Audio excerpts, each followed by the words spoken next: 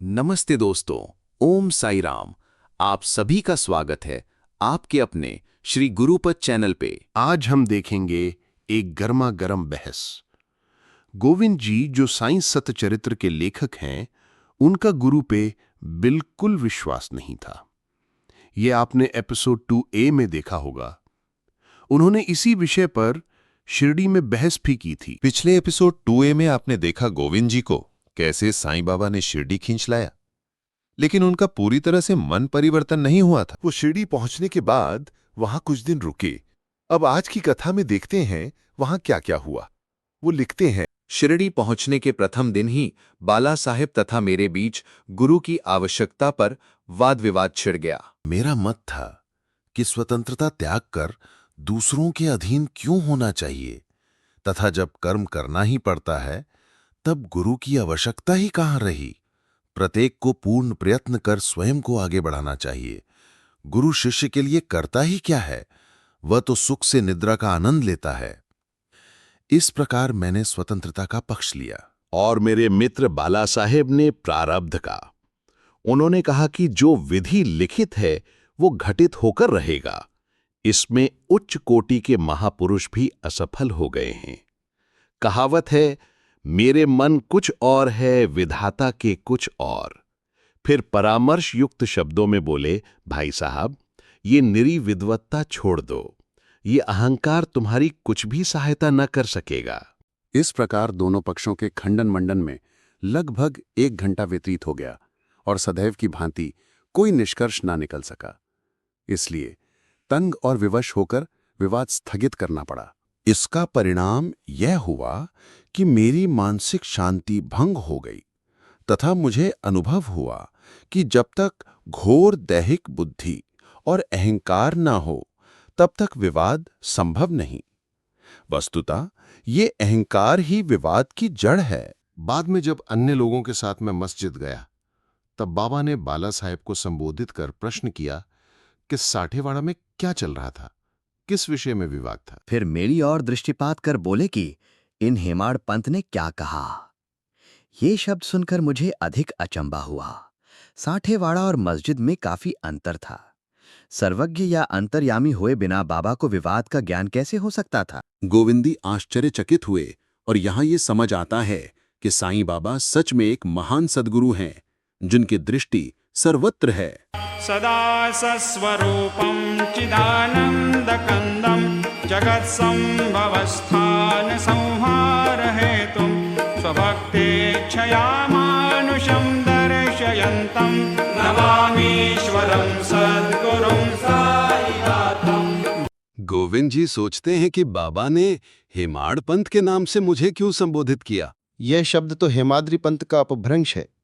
हेमाद्री पंत विख्यात देवगिरी राज्य की यादव वंशी महाराजा महादेव के प्रसिद्ध मंत्री थे। वे उच्च कोटि के विद्वान और उत्तम काव्यों के रचयिता थे।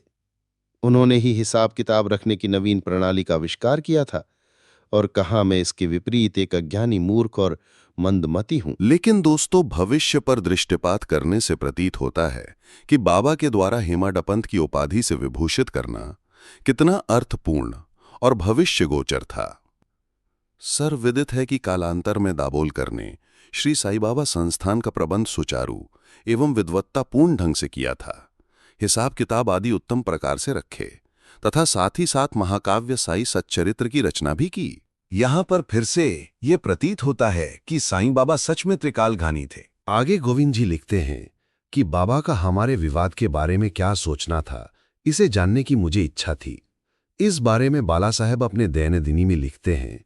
आगे क्या हुआ। हेमाड़ पंत और बाला साहेब ने घर लौटने की अनुमति मांगी। बाबा ने स्वीकृति दे दी। तभी भीड़ में बैठे एक भक्त ने आगे आके प्रश्न किया, बाबा कहाँ जाएं? उत्तर मिला, ऊपर जाओ।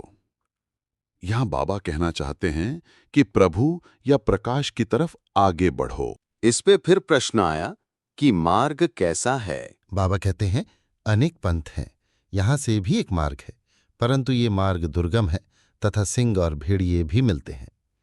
बाबा कहते हैं यहां से भी एक मार्ग है, मतलब बाबा के छत्र साय में भी एक मार्ग है। तभी बाला साहेब पूछते हैं, यदि पथ प्रदर्शक भी साथ हो तो? बाबा कहते हैं, तब कोई कष्ट न होगा।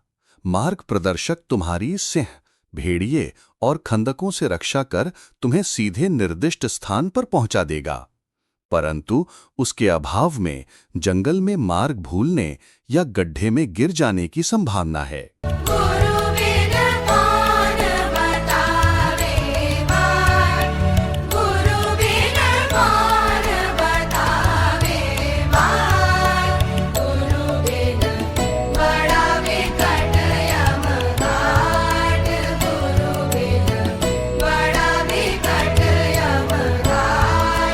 गोविंद जी भी वहां उपस्थित थे।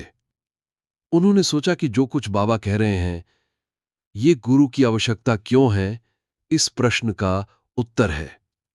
इसके बाद उन्होंने सदा के लिए मन में ये गांठ बांध ली कि अब कभी इस विषय पर वाद विवाद नहीं करेंगे कि स्वतंत्र या परतंत्र व्यक्ति आध्यात्मिक विषयों के लिए कैसा सिद्ध होगा। इसका प्रत्युत्तर ये है कि परमार्थ लाभ केवल गुरु के उपदेश पालन में ही निहित है।